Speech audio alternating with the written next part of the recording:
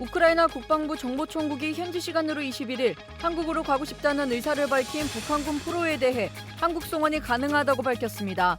안드리 체르냐크 우크라이나 국방부 정보총국 대변인은 국내 언론과의 인터뷰를 통해 한국 정부의 긴밀한 협력 관계를 강조하며 이 같은 입장을 전했습니다. 지난 19일 우크라이나군에 생포된 북한군 포로 2명 중 1명이 한국 귀순 의사를 밝힌 바 있습니다. 육군사관학교 생도들이 샌더호스트 대회에 참가하기 위해 훈련에 박차를 가하고 있습니다. 학교는 미 2사단 한미연합사단과 협업해 캠프 험프리스 미군기지에서 대회를 준비하고 있으며 미군 화기숙달 훈련과 더불어 장애물 극복 훈련 등이 진행되고 있습니다. 샌더호스트 경연대회는 전 세계 예비 장교들이 모여 전투기술을 겨루는 군사 경연대회입니다. 국군체육부대 남자축구팀이 제주 SK와의 경기에서 시즌 첫 승전보를 전했습니다. 후반 이동경의 왼발 중거리 슛을 시작으로 3골을 기록하며 3대2 역전승을 거둔 남자축구팀은 이로써 올 시즌 1승 1패 승점 3점을 기록했습니다. 국군체육부대 남자축구팀은 다음 달 3일 서울 월드컵 경기장에서 FC 서울과 3라운드 원정 경기를 치를 예정입니다. 시청자 여러분 그리고 국군 장병 여러분 안녕하십니까? 2월 24일 KF 뉴스 시작합니다. 육군 제53보병사단 군사경찰대가 유사시 다양한 상황에 대비한 실전적인 임무 수행 능력을 향상하기 위해 대테러 집중 전술훈련을 진행했습니다. 김은진 기자의 보도입니다. 굉음이 울리며 섬광포금탄이 터지고 대테러 특임대원들이 순식간에 적을 진압합니다. 작전에 걸리는 시간은 단 10분. 빠르고 정확하게 주어진 임무를 끝냅니다. 육군 제53보병사단 예하 군사경찰대는 2월 11일부터 2주간 장산대 훈련장에서 대테러 집중 전술훈련을 실시했습니다. 이번 훈련은 국가급 대테러 부대로서 간부 편제의 대테러 부대와 달리 병사 위주로 구성된 군사경찰대 대테러 특수임무를 수행하는 근접전투 전문요원 양성을 목표로 진행됐습니다.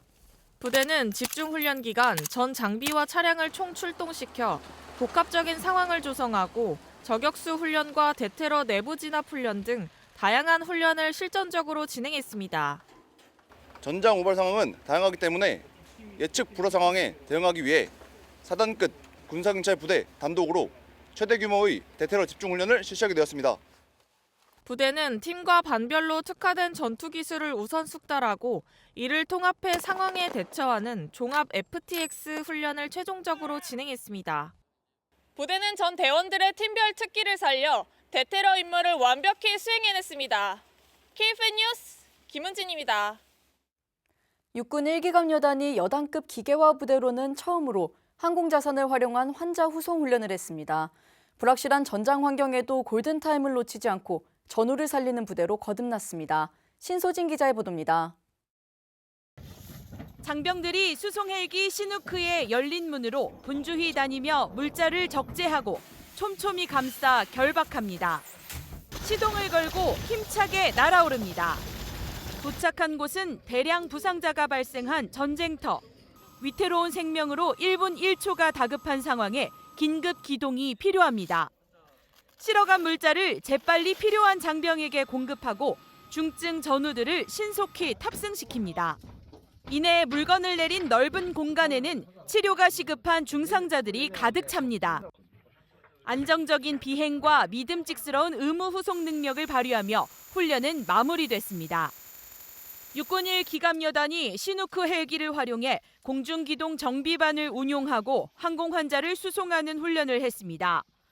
혹한기 훈련의 일환으로 실시한 이번 훈련은 기계화 부대 특성과 작전 환경에 맞춰 전장 불확실성을 최대한 구현해 동계 작전을 완벽히 수행하는 데 목표를 뒀습니다. 훈련에는 육군 1기갑여단을 필두로 1항공여단의 아파치, 블랙호크와 시누크 등 항공자산이 대거 참여해 기갑부대 특유의 기동성과 제병 협동 능력을 선보였습니다. 여단급 기계화 부대의 공중기동 정비반 훈련은 이번이 처음으로 장병들은 수송 헬기를 활용한 훈련이 흔치 않은 만큼 새롭고 의미 있는 경험이었다고 평가했습니다.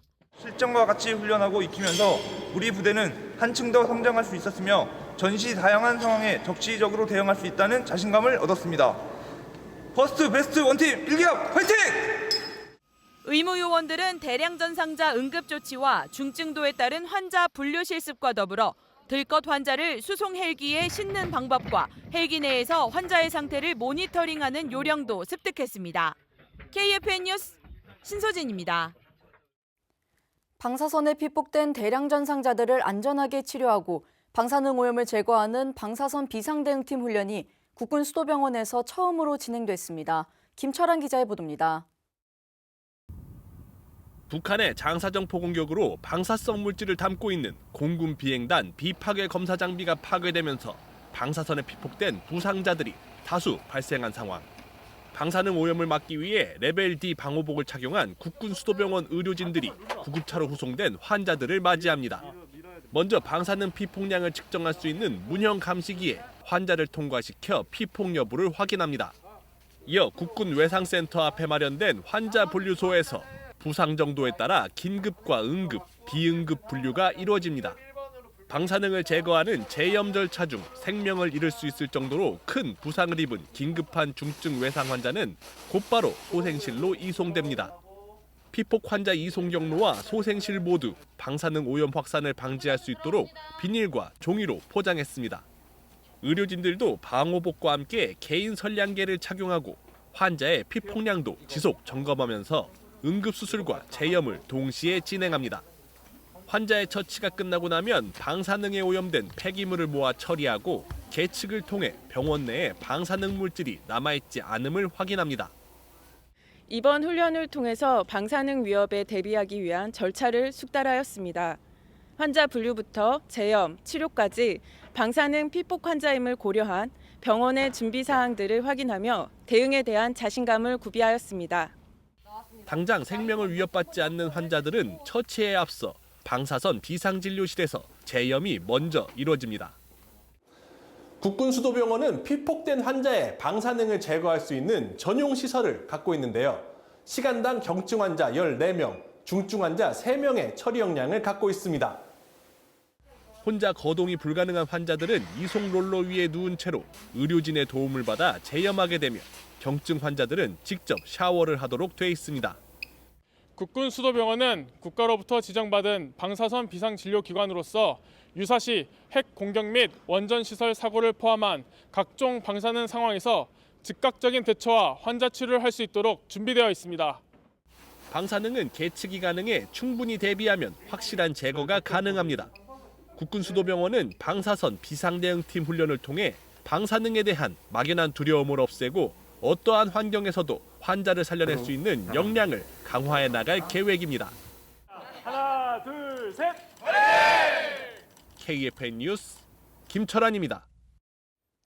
우크라이나 군 당국이 북한군 포로가 원한다면 한국으로 송환할 수 있다는 입장을 처음으로 내놨습니다. 우크라이나 국방부 정보총국 대변인은 현지 시간 21일 수도 키이우에서 진행한 한국 언론과의 인터뷰에서 우리는 한국의 정보기관, 특수부대 등과 탄탄한 관계를 유지하고 있어 북한군 포로의 한국 송환이 가능할 수 있다고 밝혔습니다. 우크라이나 공식 정보기관이 송환 가능성에 대해 입장을 밝힌 것은 이번이 처음입니다. 앞서 지난달 우크라이나군이 생포한 북한군 포로 2명 가운데 1명은 최근 조선일보와 가진 인터뷰에서 난민 신청을 해 한국에 가고 싶다고 말한 바 있습니다. 이와 관련해 외교부는 우크라이나 군 당국의 송환 입장 인터뷰가 나온 직후 북한군 포로의 한국행 요청 시 전원 수용한다는 기본 원칙 입장을 우크라이나 측에 이미 전달했고 필요한 협의를 해나갈 것이라고 전했습니다. 우크라이나 전쟁이 발발한 지 오늘로 3년을 맞았습니다. 젤렌스키 대통령은 우크라이나가 나토에 가입한다면 언제든지 직에서 물러날 수 있다고 밝혔습니다. 박인배 기자입니다. 우크라이나 전쟁 발발 3년. 젤렌스키 우크라이나 대통령은 기자회견에서 우크라이나의 평화를 위해 나토 가입과 대통령직을 바꿀 수 있다고 밝혔습니다. 미국과 러시아가 우크라이나를 배제하고 종전 협상을 추진하는 상황에 나토 가입을 조건으로 반격하는 모양새입니다. 젤렌스키 대통령을 향해 계엄령으로 대통령직을 유지하는 독재자라고 비난한 트럼프 미국 대통령. 이에 대해 젤렌스키 대통령은 합법적으로 선출된 대통령으로서 진짜 독재자가 아니기 때문에 기분 상하지 않는다고 맞받아쳤습니다. 우크라이나의 안전 보장과 연결된 미국과의 광물 협상에 대해선 진전하고 있다고 했습니다. 미국 측도 이번 주 안에 광물 협상이 타결될 것으로 전망했습니다. 미국과 러시아의 종전 협상에도 속도가 붙고 있습니다. 러시아는 양국 정상회담을 위한 실무 준비를 시작했고 2주 안에 양국 특사가 만날 가능성도 언급했습니다. 한편 우크라이나는 러시아군 최전선 탄약의 절반을 북한이 제공하고 있다고 주장했습니다. 이와 함께 자주 곡사포, 다연장 로켓 발사 시스템도 대규모로 공급하기 시작했다고 설명했습니다. KFN 뉴스 박인배입니다. 북한이 미국의 글로벌 호크를 모방한 신형 무인 정찰기를 개발한 것으로 보인다는 의견이 제기됐습니다. 러북 협력이 강화되는 가운데 북한이 러시아의 기술 협력을 받아 무인기를 공동 개발하기로 합의했다는 사실도 알려져 우려의 목소리가 커지고 있습니다. 백재훈 기자입니다. 미국 내 북한 전문 매체 NK프로는 최근 북한 방현 공군기지 경납고 외부에서 새로운 무인 항공기를 포착했다고 밝혔습니다. 고해상도 위성 이미지를 분석한 것을 근거로 들었는데 미국의 글로벌 호크를 모방한 북한 샛별 4호의 대형 버전으로 보인다고 매체는 전했습니다. 북한이 2023년 열병식에서 공개한 샛별 4호는 글로벌 호크와 매우 흡사한 모양을 보이는데 북한이 해킹 등으로 설계도를 무단 입수해 복제한 것으로 알려졌습니다. 글로벌 호크는 고고도 무인 정찰기로 20km 상공에서 지상 0.3m의 크기까지 식별할 수 있으며 42시간 동안 3,000km 수준의 작전 반경의 비행이 가능합니다. 북한이 글로벌 호크를 상당 부분 복제한 무인기를 개발하고 전력화할 경우 한반도 전역을 해당 무인기로 감시할 수 있다는 뜻입니다. 다만 이번에 포착한 무인기가 기존 샛별 4호에 비해 크기가 커진 만큼 위성 등의 뒷받침 문제로 인해 신형 정찰기가 곧바로 실전 배치될지는 추가 확인이 필요합니다. 한편 일본 NHK 방송은 북한이 러시아의 기술 협력을 바탕으로 무인기 공동 개발에 합의했다고 밝혔습니다. 매체는 양측의 기술을 결합한 무인기 양산이 올해 시작될 것으로 전망했는데 한반도에서 무인기로 인한 안보 위협은 여전히 현재 진행형입니다.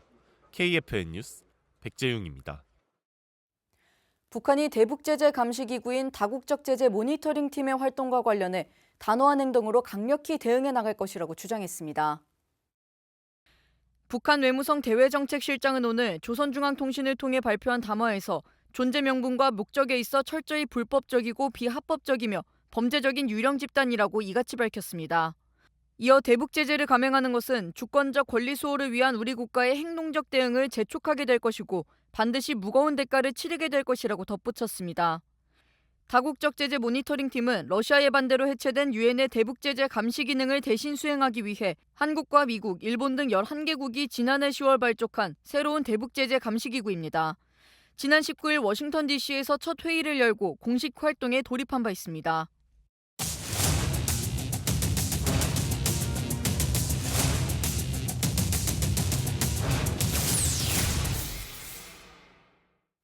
강군을 만드는 훈련 현장에서 훈련의 주인공인 장병들의 활약을 조명하는 훈련 인사이드 시간입니다. 샌더스트 대회는 전 세계 1000여 명의 예비 장교들이 모여 전투기술을 겨루는 군사 경연대회인데요. 오는 4월 대회를 앞두고 우리 육군사관학교 생도들이 대회 준비에 박차를 가하고 있습니다. 이태검 기자가 다녀왔습니다. 매년 4월 미국 뉴욕의 웨스트포인트 육군사관학교에서는 전 세계 예비 장교들의 전투기술 올림픽이라 불리는 샌더스트 경연대회가 열립니다. 이번 훈련 인사이드에선 샌더스트 대회를 앞둔 우리 육군사관학교 생도들의 치열한 훈련 현장을 집중 조명합니다.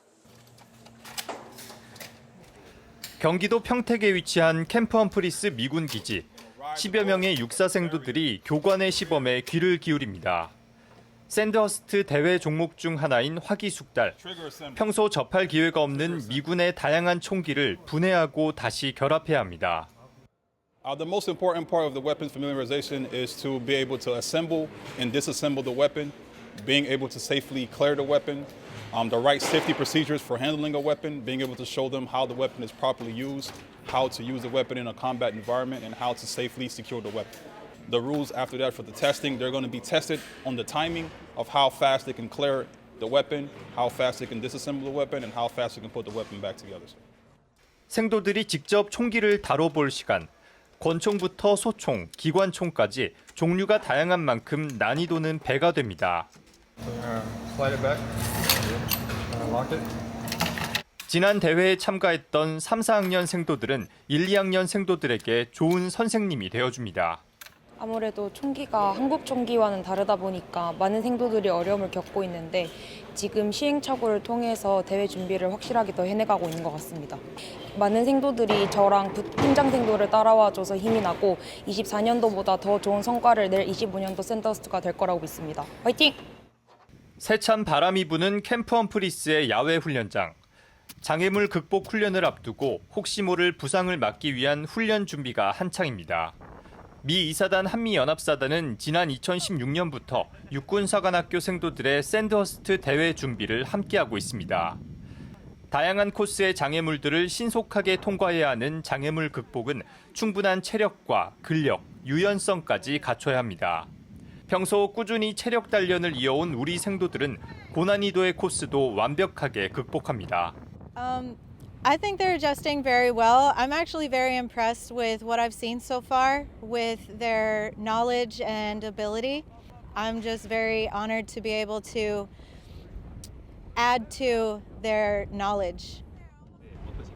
작년에 참가할 때는 약간 이제 처음 해보니까 모든 게 서툴고 어색했는데 두 번째 하니까 제가 책임감도 생기고 솔선수범해서 노력해야겠다는 생각을 많이 하고 있습니다. 조금 더 노력해서 좋은 결과 얻을 수 있도록 다 같이 화이팅했으면 좋겠습니다. 대한민국의 자존심을 건 우리 육사생도들의 샌드허스트 대회 준비는 다음 훈련 인사이드에서 이어집니다. KFN 뉴스 이태검입니다. 글로벌 최대 방산 전시회 중 하나인 IDX가 마무리됐습니다. 국내 방산 기업들이 대거 참여해 글로벌 협력을 가시화했고 우리 정부는 이를 적극적으로 지원하기로 했습니다. 보도에 송민아 기자입니다. 지난주 막을 내린 IDX 2025에서 한화와 현대로템, LIG넥스원, 그리고 한국항공우주산업, 카이 등 국내 주요 방산 기업들이 각종 업무 협약을 체결하며 성과를 가시화했습니다.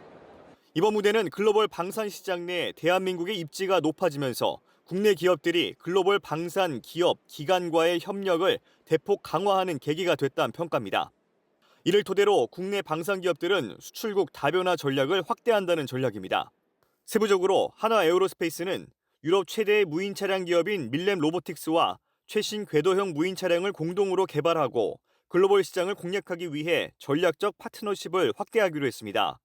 또 현대로템은 중동형 K2 전차와 국산 파워팩 실무를 선보이고 현지 바이어들의 관심을 이끌었습니다.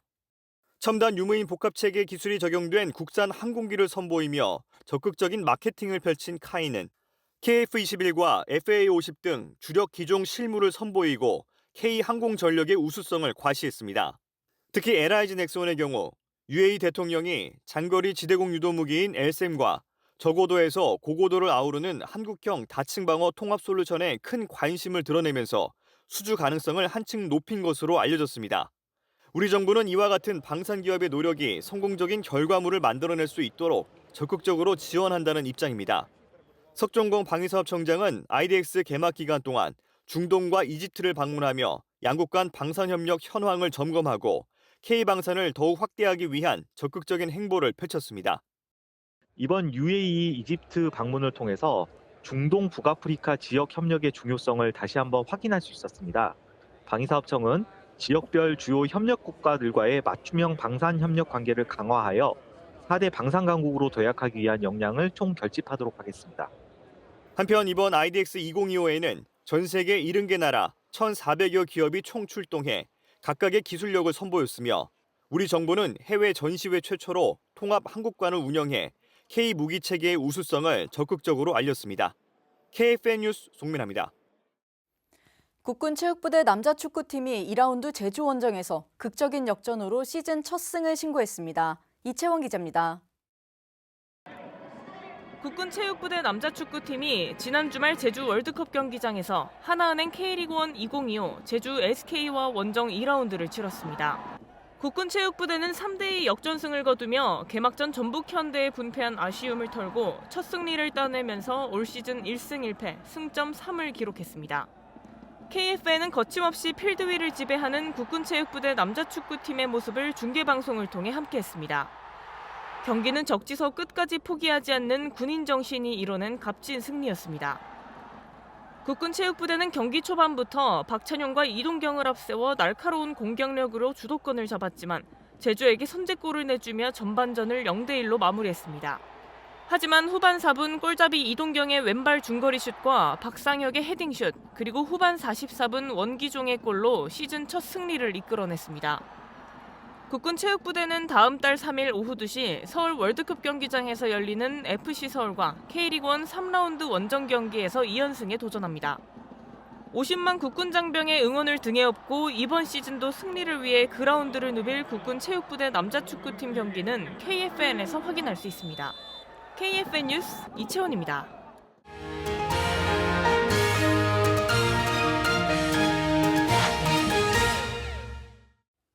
트럼프 대통령이 서명한 행정명령 1호, 그 안에는 미국 본토를 방어하는 미국판 아이언돔 구축에 관한 내용이 담겨 있는데요. 미국이 구축하려고 하는 아이언돔은 과연 어떤 모습일지 자세한 뉴스바바에서 전해드리겠습니다. 지난 1월 27일 트럼프 대통령이 재집권을 한 후 가장 먼저 서명한 행정명령 1호. 그중 국방행정명령은 총 4가지인데요. 여기에는 미국이 직면한 가장 위협적인 무기에 대응하기 위한 전략이 담겨 있었습니다. 바로 미국 본토를 방어하는 미국판 아이언돔 구축입니다. 최근 몇 년 사이 러시아, 중국, 북한은 극초음속 미사일과 대륙간 탄도미사일 개발에 박차를 가하고 있습니다. 특히 중국과 러시아는 탐지, 추적을 회피할 수 있도록 저고도로 빠르게 비행하는 극초음속 미사일을 개발하기도 했죠. 하지만 미국의 지상 기반 미사일 체계는 주로 예측 가능한 경로로 비행하는 대륙간 탄도미사일 요격에 초점을 맞추고 있어서 극초음속 미사일같이 빠르고 변칙적인 궤도를 가진 무기에는 효과적으로 대응하기 어려운 상황입니다. 트럼프 2기 행정부도 탄도, 초음속, 순항미사일과 기타 첨단 공중공격은 미국의 가장 치명적인 위협이라 밝힐 정도였죠. 그래서 트럼프 대통령이 꺼내든 카드가 아이언돔인데요. 하지만 미국이 직면한 상황에 이스라엘 아이언돔을 적용하는 것은 적절하지 않다는 의견이 지배적입니다. 이스라엘의 아이언돔은 단거리 로켓과 포탄을 요격하는 지상 기반 방어 시스템입니다. 즉 비교적 짧은 거리, 그러니까 70km 내에서 빠르게 날아오는 로켓 공격을 차단하는 것이 목적인 거죠. 그러나 미국은 방어해야 하는 영토가 광활하고 대응해야 할 위협도 단거리 로켓이 아닌 대륙간 탄도미사일과 극초음속 미사일입니다. 또 이스라엘 아이언돔의 방어 면적은 389제곱킬로미터 정도인데요. 미국 전역을 아이언돔으로 지키려면 24,700여 개의 아이언돔을 배치해야 하는 것으로 추산됩니다. 따라서 이스라엘 아이언돔을 미국 전역에 적용하려면 시간과 비용이 천문학적으로 소요될 것으로 예상되는 거죠. 그렇다면 트럼프 대통령이 원하는 아이언돔은 어떤 모습일까요? 미국판 아이언돔은 이스라엘 아이언돔을 우주까지 확장한 개념입니다. 미국에서는 우주에 배치된 인공위성의 레이저 무기로 북한, 러시아,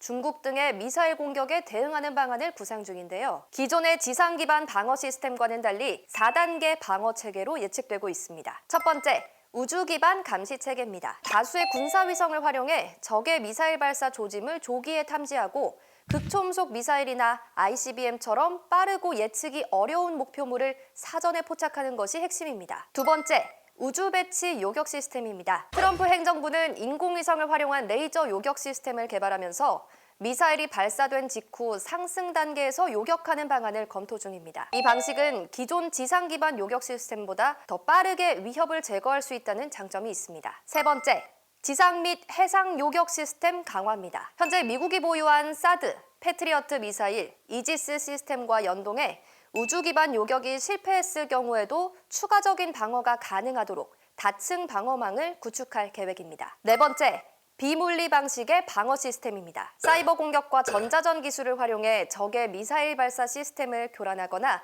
GPS 신호를 무력화하는 방식인데요. 실제로 적이 미사일을 발사하기 전에 무력화하는 것이 가능해진다면 방어 체계 효과는 더욱 커질 것으로 보입니다. 하지만 천문학적인 비용, 기술적 한계, 그리고 국제사회 반발 등 미국판 아이언돔이 현실화되기까지 많은 장벽들이 가로막고 있습니다. 그럼에도 트럼프 대통령은 60일 이내에 미국판 아이언돔 체계 구축 구상을 마련해 보고하라고 지시했는데요. 과연 미국판 아이언돔이 실현될 수 있을지 귀추가 주목됩니다.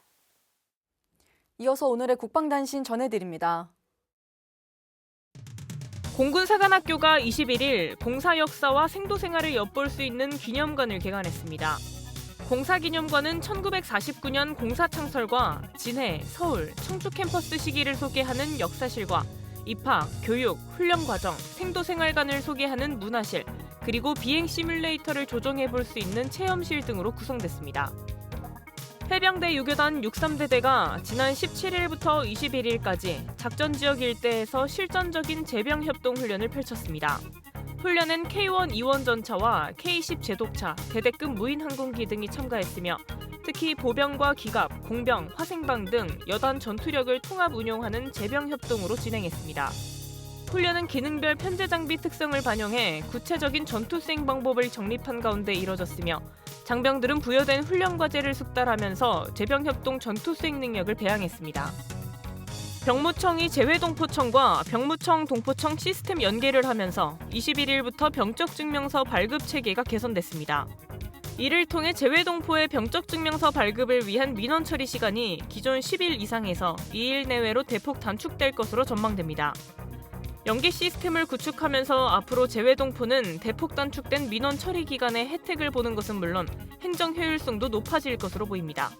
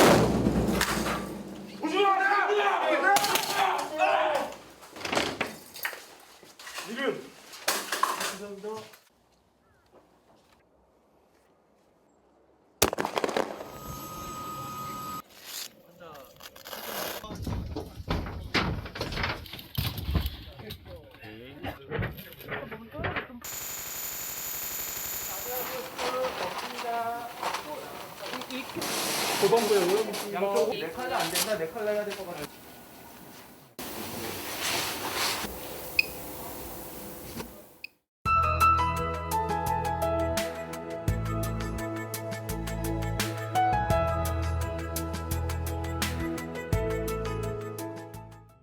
(2월 24일) 기상정보입니다. 월요일 아침 출근길에 찬바람이 강하게 불고 있습니다. 다행히 낮부터는 기온이 다시 오르며 어제보다는 체감 추위가 덜하겠습니다. 오늘은 대체로 맑은 하늘 가운데 해안 산지 지역으로는 강풍과 함께 구름이 많은 날씨가 이어지겠습니다. 내일 또한 오늘과 같이 전국이 대체로 맑겠으며 동부 산악 지역으로는 강풍이 불겠습니다. 내일 아침 최저기온은 서울 영하 2도, 원주 영하 9도가 예상되며 한낮 최고기온은 서울 7도, 대구는 12도로 예상됩니다. 작전 기상입니다. 항공 및 해상작전은 강풍 및 파고로 인해 일부 영향을 받겠으며 지상작전은 기상이 작전에 미치는 영향은 없겠습니다. 주간 기상 전망입니다.